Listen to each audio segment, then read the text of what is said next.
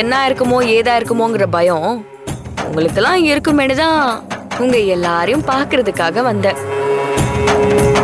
பூதவனத்துக்கு போய் எந்த ஒரு ஆபத்தும் இல்லாம நல்லபடியா நான் திரும்ப வந்துட்டேன்.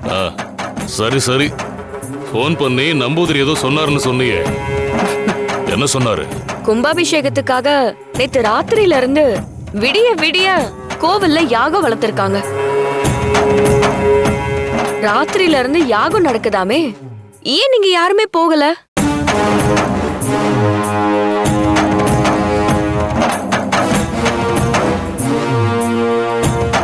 நம்ம வீட்ல இருந்து சின்னையா, சத்யாக்கா, தேவா மாமா இவங்க மட்டும் தான் போயிட்டு வந்திருக்காங்க.